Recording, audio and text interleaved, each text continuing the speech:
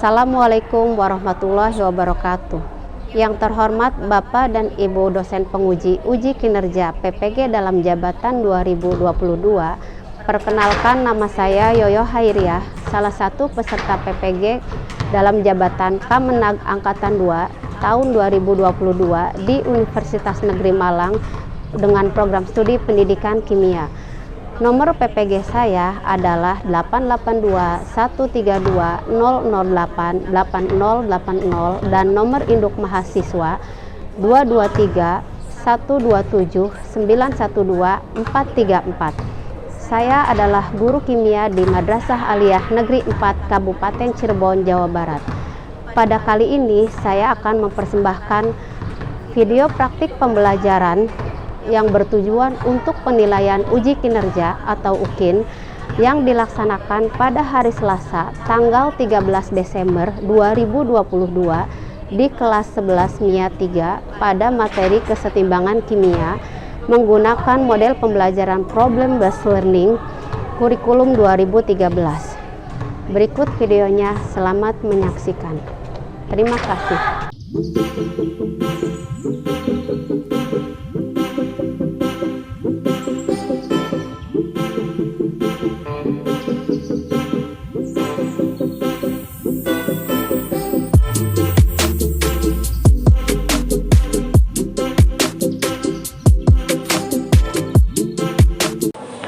Assalamualaikum. Waalaikumsalam warahmatullahi wabarakatuh. Gimana kabarnya? Sudah siap belajar? Siap. Ya, seperti biasa ya, sebelum belajar kita berdoa terlebih dahulu. Hisham? Sebelum saja, mari berdoa terlebih dahulu. Berdoa di dalam hati, mulai.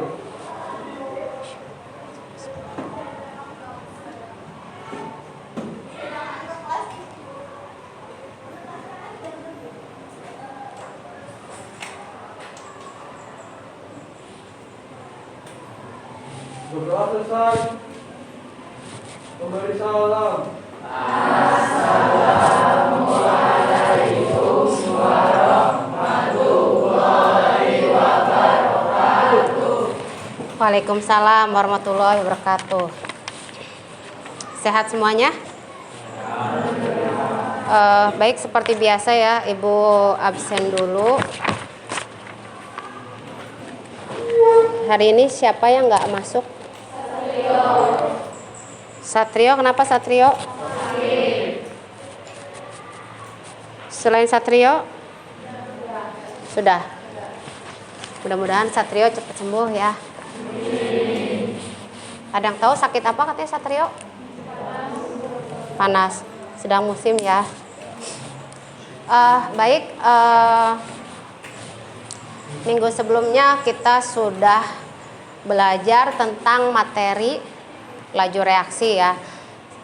Ada yang masih ingat laju reaksi itu apa?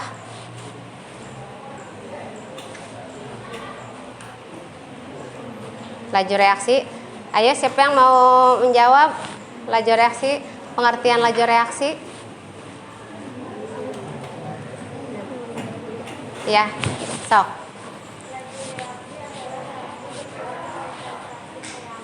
Iya. Ya, laju reaksi, betul ya.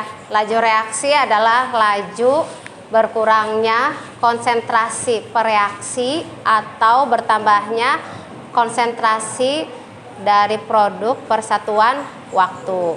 Nah, di sini berarti laju menunjukkan kecepatan suatu reaksi berlangsung ya. Nah, berarti ada laju yang bereaksi cepat, reaksi yang berlangsung lebih cepat, ada yang lambat, dan ada yang sedang. Coba siapa yang bisa memberikan contoh reaksi yang berlangsung secara cepat? Ya.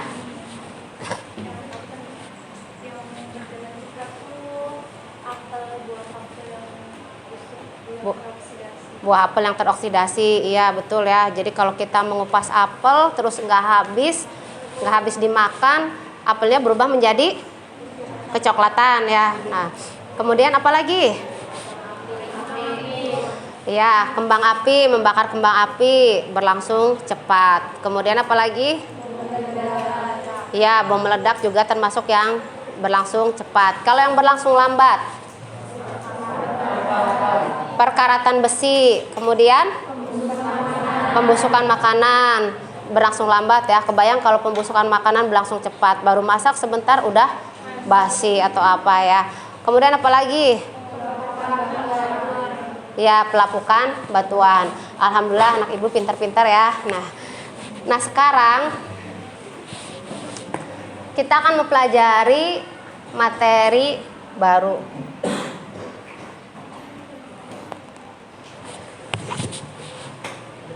Nah, di sini yang akan kita pelajari adalah kesetimbangan kimia.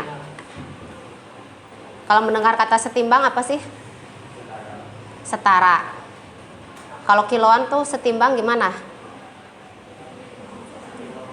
Kalau neraca udah setimbang gimana? Kalian suka ngeliat ini enggak? Misalkan beli buah, kemudian yang dikatakan setimbang tuh kalau iya, itunya udah sama ya, udah nggak gerak lagi. Oke, hari ini kita belajar standar kompetensi baru, yaitu kesetimbangan kimia, di mana kompetensi dasar yang akan kita pelajari adalah menjelaskan reaksi kesetimbangan di dalam hubungan antara reaksi dan hasil reaksi, kemudian menyajikan hasil pengolahan data untuk menentukan nilai tetapan kesetimbangan suatu reaksi. Adapun indikatornya adalah yang pertama menganalisis perbedaan reaksi irreversibel dan reversibel, 2 menganalisis kesetimbangan dinamis, 3 menganalisis kesetimbangan homogen dan heterogen, 4 menentukan rumus tetapan kesetimbangan KC dan KP suatu reaksi kesetimbangan. Di sini setelah belajar materi ini, tujuan yang ingin dicapai adalah 1, kalian bisa atau dapat menganalisis perbedaan reaksi irreversibel dan reversibel. 2, peserta didik dapat menganalisis kesetimbangan dinamis. 3, kalian diharapkan dapat menganalisis kesetimbangan homogen dan heterogen. Dan terakhir, kalian dapat menentukan rumus tetapan kesetimbangan KC dan KP suatu reaksi.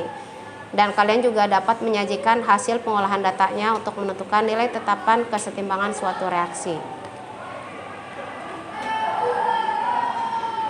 Oke, sebelum belajar, biasa kita diskusi ya sistemnya. Maka sebelum diskusi berarti harus dibentuk kelompok dulu.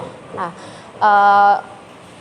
waktu itu pertemuan sebelumnya pembentukan kelompoknya dari sana ngitungnya ya. Sekarang gantian lah biar rolling. Coba berhitung. Ya, silakan duduk sesuai dengan kelompok yang sudah di ini.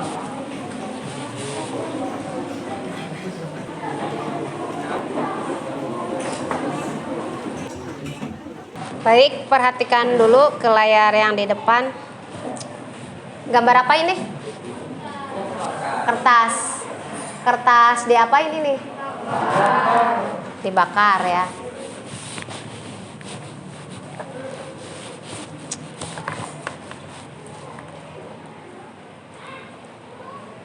Kira-kira kalau kertas ini dibakar, nanti kan jadi apa? Jadi abu. Apakah abunya nanti bisa dikembalikan lagi atau diubah lagi menjadi kertas? Nah, kenapa ya? Karena udah jadi abu ya. Abu nggak. Kalau misalkan bisa jadi kertas lagi, enak ya, nggak usah beli kertas lagi ya. Oke. Lanjut. Pernah disuruh ibu kalian masak air dong? Ya, setidaknya sebelum masak Indomie kan kalian masak air dulu ya. Pastinya kalau soal masak air kita semua jago. Pernah masak air di tempat terbuka, misalkan panci yang tutupnya terbuka. Nah, kalau kita kelupaan nih, misalkan habis lagi masak air, kemudian pancinya kita tinggalkan, keasikan nonton misalkan.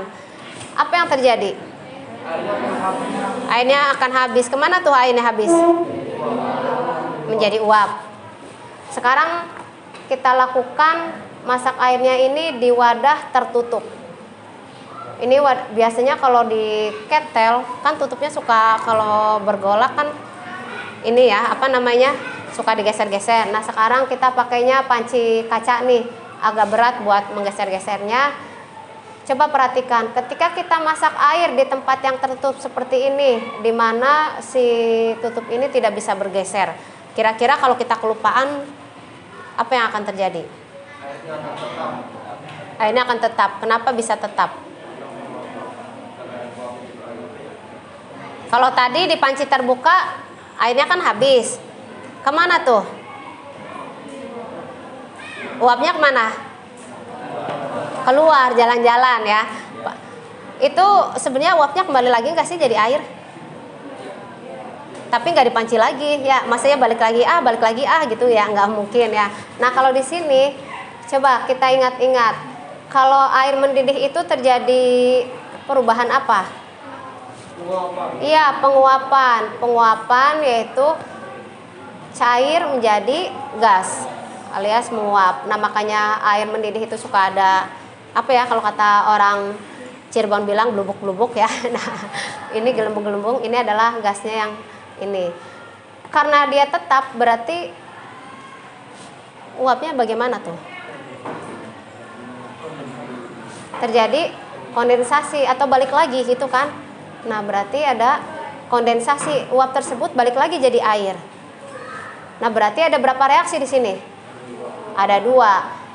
Air menjadi uap, uap balik lagi jadi air. Nah yang membuat tetap berarti kenapa bisa tetap tuh?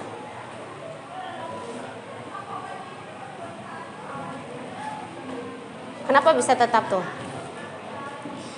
Pernah lihat, pernah naik eskalator kan? Pernah. Kalian kalau mau naik ke tingkat yang atas, berarti naik eskalator yang bergerak ke atas. Kalau kita iseng nih misal, naik eskalator yang ke arah turun, bisa nggak kita nyampe? Misalkan eskalator naiknya penuh nih, kita lihatnya eskalator yang ke arah turun kosong. Kira-kira bisa nggak nyampe ke lantai atas?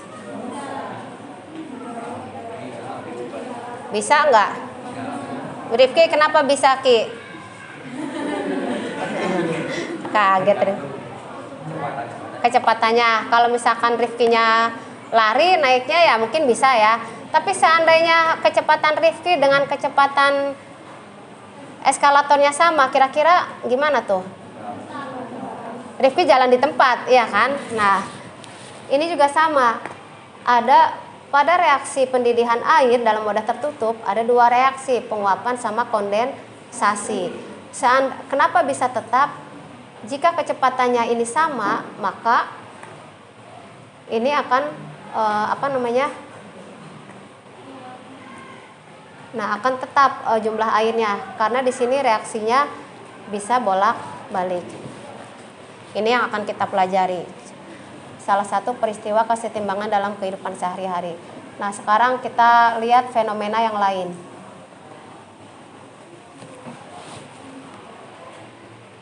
Gambar apa ini? Sel darah merah. Ini karbon monoksida. Danger, ada tanda tengkorak. Kalau ada tanda tengkorak berarti berbahaya ya. Nah, ini sekarang kita ada gambar siapa ini? Pak Polisi. Lagi ngapain Pak Polisinya? Mengatur lalu lintas. Oke. Di sini meningkatnya jumlah kendaraan bermotor mengakibatkan meningkatnya pula pencemaran udara. Sudah jelas ya. Hasil pembakaran tak sempurna bahan bakar kendaraan bermotor akan menghasilkan polutan-polutan seperti gas karbon dioksida, gas karbon monoksida, belerang oksida, kemudian nitrogen oksida, serta timbal. Nah, salah satu dari hasil survei, ini Ibu ambil dari 2 jurnal ya. Salah satu kelompok masyarakat yang terpengaruh besar oleh paparan zat polutan tersebut adalah polisi lalu lintas. Wajar lah ya, karena tiap pagi misalkan di pusat perkotaan atau dekat lampu lalu lintas atau yang jalanan padat, biasanya polisi lalu lintas berjaga. Nah, dari hasil penelitian ternyata kadar konsentrasi gas karbon monoksida pada polisi lalu lintas cukup tinggi pada hari-hari tertentu. Bisa nebak hari apa yang kira-kira paling tinggi? Hari Senin. Kenapa hari Senin? Iya, banyak yang keluar ya. Senin itu hectic day, hari yang sibuk. Kenapa ya bisa seperti itu? Ini juga mungkin menjadi alasan kenapa Bapak polisi hanya berjaga berapa jam. Ketika pagi hari jam 9 sudah nggak ada. Tidak mungkin berjaganya sampai sore. Kalaupun sampai sore pasti aplaus. Nah, karena ini. Nah, sekarang diskusikan oleh kalian seperti biasa materi tentang kesetimbangan ini serta fenomena yang ini. Akan Ibu bagikan LKPD-nya. Kelompok 1. Kelompok 2.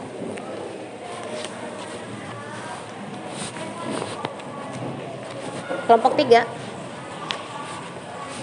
Kelompok 4. Kamu sendirian cowoknya? Oh, iya. Ini. Kelompok 5 dan kelompok 6.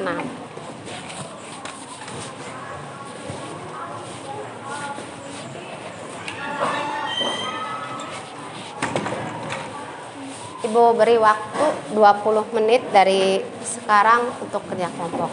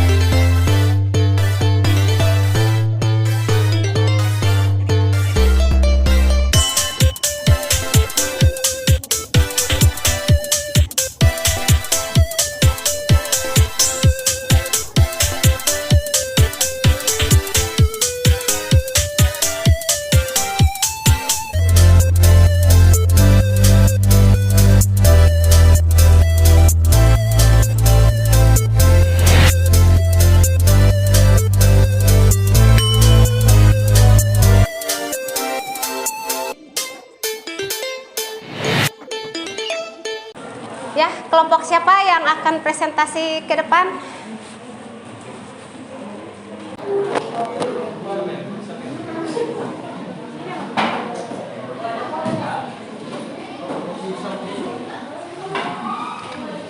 Jangan sampai kepencet ya.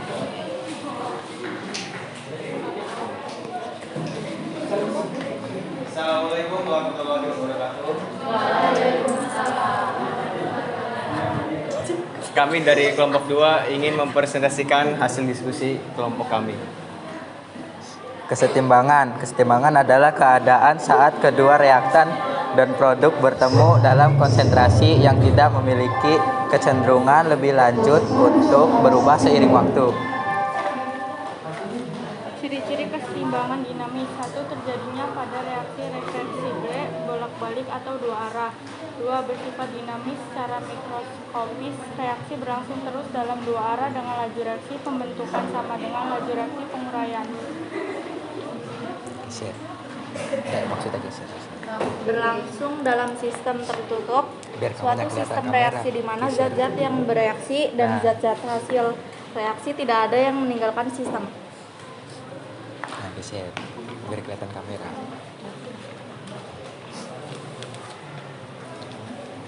Macam-macam keseimbangan ada dua, yaitu keseimbangan homogen. Keseimbangan homogen adalah keadaan setimbang yang terjadi pada zat-zat yang berfase sama, misalnya fase gas atau fase larutan. Keseimbangan heterogen. Keseimbangan heterogen adalah fase-fase zat yang berada dalam keadaan setimbang tidak sama.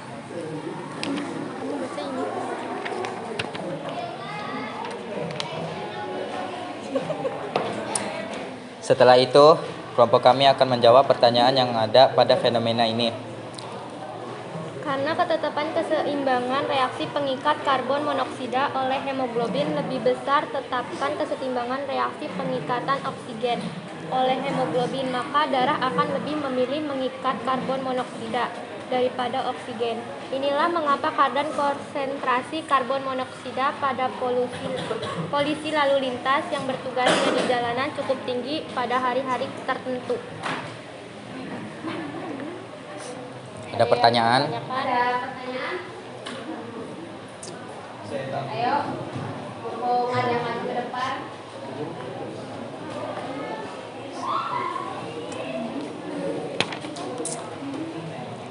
Itu dia biasanya tah. Salam Cina katanya. Non. HP-nya kecil kan? Iya.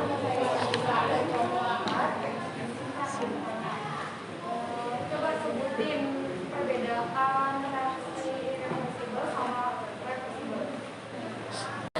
Kalau reversible tuh Kalau- bisa kembali. Iya, bisa kembali jadi reaktan hasilnya. Ada katanya yang bertanya asal Pak.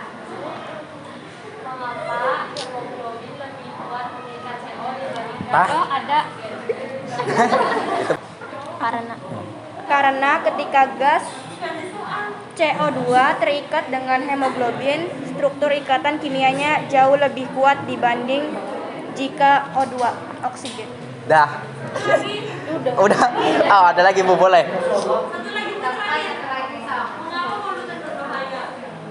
Kenapa mau berbahaya?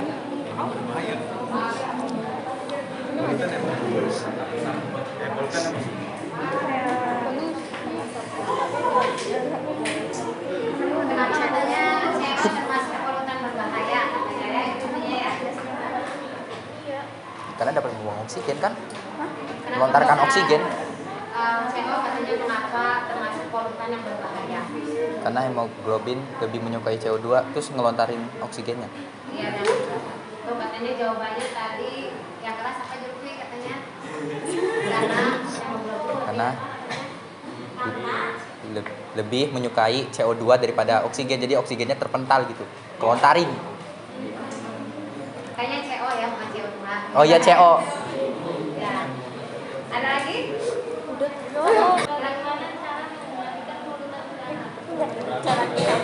Itu di setiap jalan dikasih pohon-pohon. Terus reboisasi.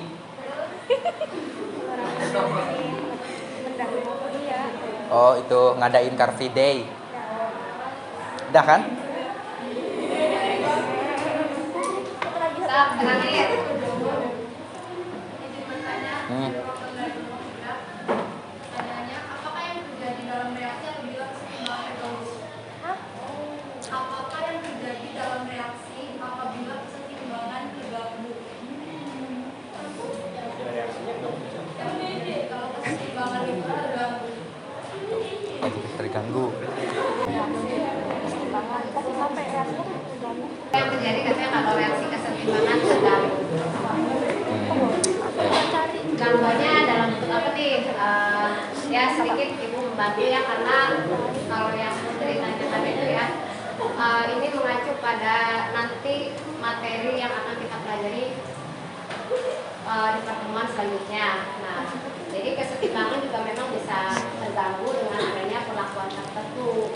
Misalkan dipanaskan, suhunya dinaikkan dan sebagainya, nanti kita pelajari lagi. Tapi yang jelas kalau kesetimbangan terganggu nanti akan terjadi pergeseran kesetimbangan. Apakah nanti akan cenderung ke arah produk atau ke cenderung ke arah reaksi? Ya.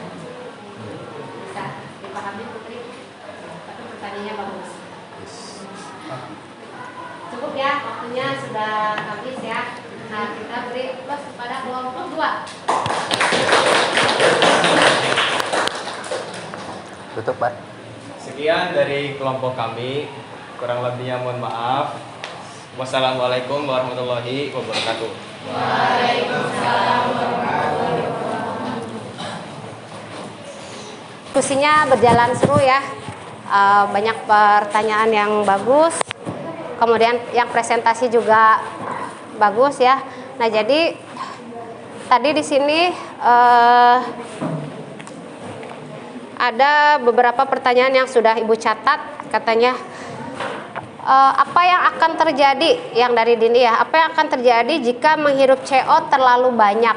Nah, kalau menghirup CO terlalu banyak, sebenarnya CO sendiri, keracunan CO sendiri ada tahap ringan, tahap sedang, dan tahap berat. Mungkin kalau tahap ringan sering kita alami nih. Sebagai contohnya kayak gini, kalau kita naik mobil, berpergian, tiba-tiba suka merasa pusing nih. Nah, mungkin di situ kita mulai terpapar CO. Atau kalau kita sering pada saat, terutama nih, pada saat lampu merah kan orang-orang jarang yang matiin mesin tuh, atau kereta lewat di perlintasan kereta api, kita suka tiba-tiba ngerasa tiba-tiba pusing atau apa, karena kita secara tidak sengaja sudah menghirup CO yang dikeluarkan. Jarang kan orang yang mematikan mesin mobil di lampu merah ataupun di apa, karena kita ngerasanya tanggung gitu kan, tanggung cuma sebentar ini, pada akhirnya mesin mobil atau motor kendaraan tidak dimatikan. Nah, itu tahap ringan. Kalau tahap beratnya, mulai tahap sedangnya kita bisa pingsan, karena bagaimanapun tadi ya, CO lebih dipilih oleh hemoglobin. Ibaratnya hemoglobin itu lebih mencintai si CO daripada oksigen.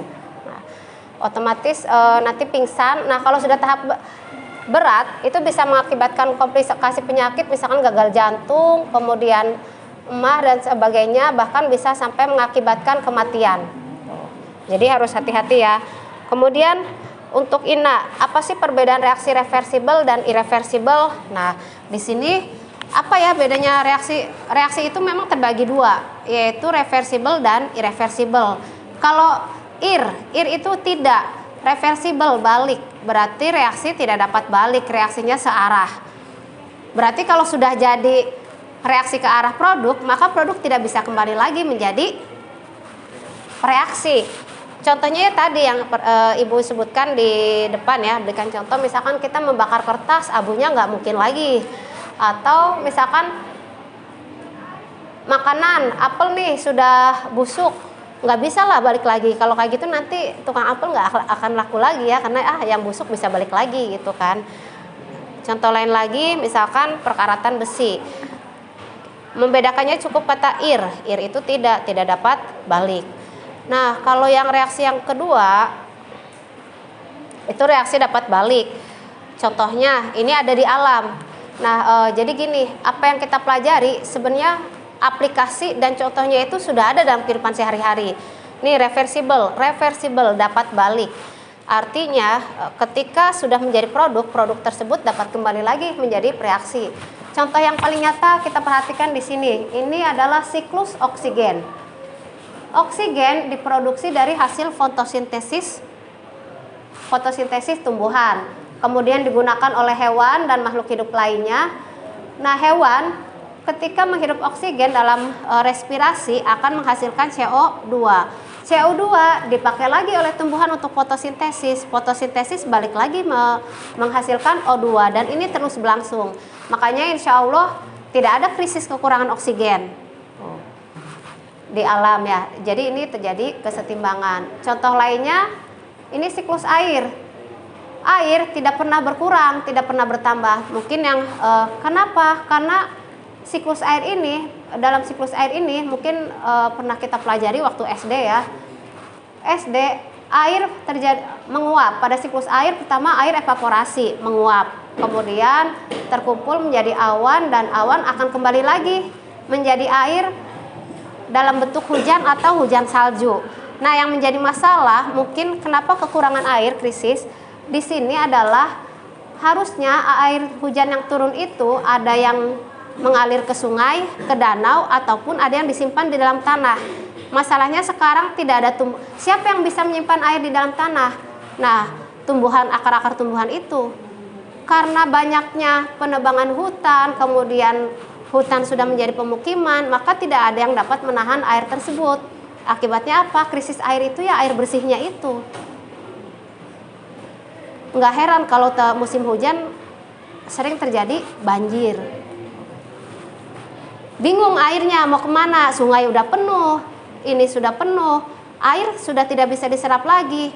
Ke sini sudah mall, ke situ sudah tempat parkir dan sebagainya. Akibatnya air bersih yang langka. Bagus ya pertanyaannya. Nah, Marifah, kenapa hemo lebih mengikat CO? Nah, di sini reaksi CO itu hemoglobin. Ibu tulis saja ya.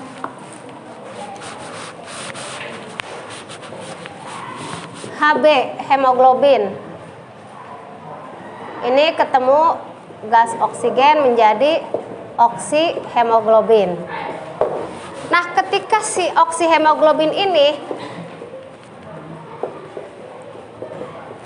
ketemu dengan gas CO, ternyata si Hb itu lebih tertarik ke CO. Ini reaksinya kesetimbangan ya. Lebih tertarik sehingga Hb akan melepaskan si oksigennya tersebut. Karena tetapan kesetimbangan Hb mengikat CO lebih besar, maka reaksi inilah yang akan terjadi. Si Hb mengikat CO, sedangkan ini ada reaksi 1, reaksi 2. Reaksi K1 lebih besar daripada K2, sehingga kemungkinan K1 itu lebih besar. Akibatnya Hb lebih memilih CO dibanding oksigen. Tetapan kesetimbangan oksigen lebih kecil ya pengikatannya. Nah, yang terakhir, bagaimana cara mengatasi polusi udara? Mengatasinya ya itu tadi, sebenarnya reboisasi kembali, menanam pohon-pohonan kembali. Karena pohon itu hutan itu ibarat paru-paru dunia. Masih ingat dulu ya ketika kita belajar geografi, kita mengenal Kalimantan sebagai paru-paru dunia. Katanya Kalimantan itu kalau dilihat dari atas itu seperti karpet masjid yang tebal yang warnanya hijau. Tapi kalau sekarang karpetnya itu sudah bolong-bolong karena hutannya sudah banyak yang dijadikan pemukiman dan sebagainya dibuka. Akibatnya ya seperti itu, sudah tidak ada yang ini lagi. Yang kedua mungkin kita juga harus meminimalisir penggunaan kendaraan bermotor. Kalau dekat-dekat amat lah bisa jalan kaki atau naik sepeda. Ya mungkin seperti di negara Eropa Belanda ya, kemana-mana pakai sepeda. Memang kesulitan di sini apa? Sepeda kalau naik sepeda kemana-mana terpinggirkan, ngeri ditabrak truk atau ini yang ugal-ugalan, betul? Nah, kalau di negara lain mungkin sudah ada jalurnya. Dan terakhir mungkin salah satunya adalah penyelenggaraan car free day. Jadi mobil itu nggak boleh ini ya. Cuma kadang-kadang cuma seminggu sekali. Itu juga hanya jam tertentu ya, nggak terlalu ngaruh juga kan ya. Tapi ya lumayan lah daripada tidak ada sama sekali. Oke, ada pertanyaan lagi mungkin yang ingin kalian ini? Baik, kalau begitu apa yang sudah kita pelajari hari ini? Kalian dapat apa dari hari ini, pembelajaran hari ini? Tentang kesetimbangan. Baik, berarti kesetimbangan itu apa? Suatu keadaan di mana kecepatan arah pembentukan produk dan kecepatan kembalinya produk menjadi bereaksi itu sama besar, ya kan? Itu kesetimbangan. Nah, kesetimbangan dinamis sendiri memiliki ciri apa saja? Ada 3 cirinya. Yang pertama apa? Terjadi di ruang tertutup. Kedua, terjadi di reaksi bolak-balik. Yang ketiga, secara makroskopis kesetimbangan reaksi sudah berhenti, tapi secara mikroskopis terus berlangsung. Nah, oke, kesetimbangan terbagi menjadi 2, yaitu ya kesetimbangan homogen dan heterogen. Oke, sampai terlupakan ya, tadi reaksi terbagi menjadi 2, reversibel dan irreversibel, dapat balik dan tidak dapat balik. Oke, terima kasih ya. Ibu ucapkan terima kasih untuk semuanya bekerja hebat, tepuk tangan dulu. Dan kita beri aplaus juga untuk kelompok 4, kelompok 3, dan kelompok 2 yang sudah mempresentasikan hasil diskusinya ya.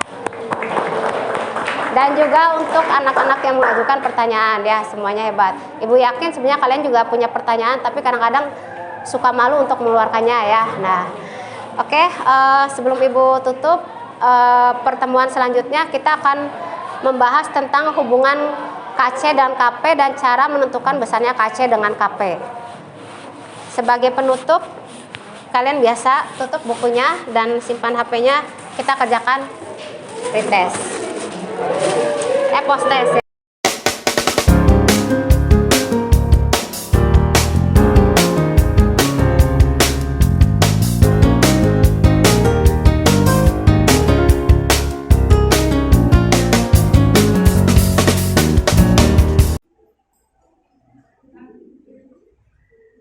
Baik, kumpulkan aja. Alhamdulillah, pembelajaran hari ini telah selesai.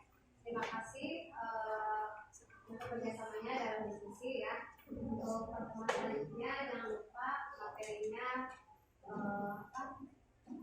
hubungan antara KC dengan KP. Terima kasih, ucapkan. Assalamualaikum warahmatullahi wabarakatuh.